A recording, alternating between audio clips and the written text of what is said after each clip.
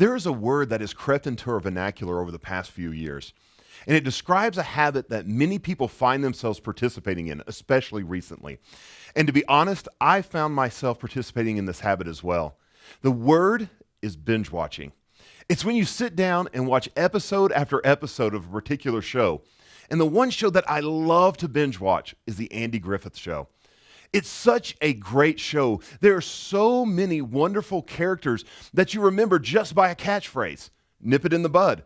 Golly and Shazam are just to name a few. But there are really a lot of characters that you know more about just because of their actions.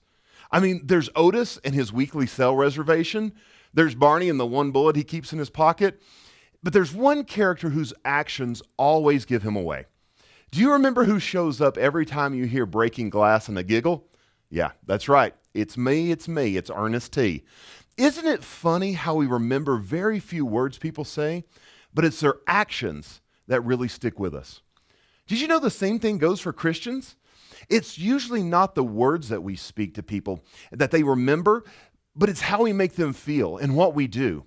Now, don't get me wrong, our words are very, very important because life and death are in the tongue, and we need to be very careful about what we say. But it's really your actions that tell people if those words are true or not. Do you remember the church at Thessalonica? Paul says he remembers them for their faithful works, their loving deeds, and their enduring hope. And then he goes on to say, this is in 1 Thessalonians, that all these things are causing the word of the Lord to ring out all over the region, because not only have others heard the gospel, they have seen it lived out.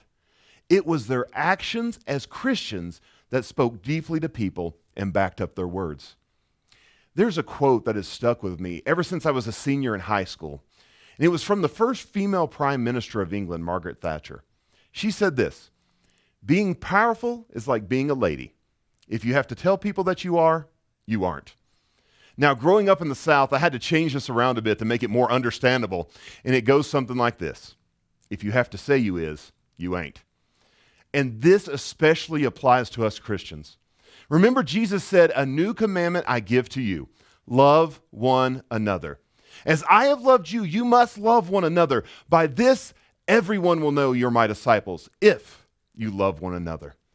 It was by the action of love that we'll be known as Christians.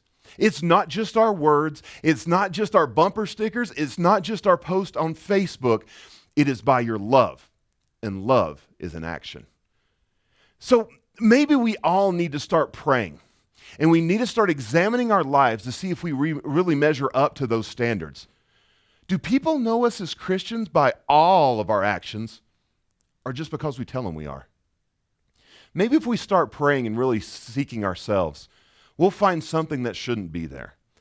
And then we can take the advice of the great purveyor of justice, Barney Fife, and nip it in the bud.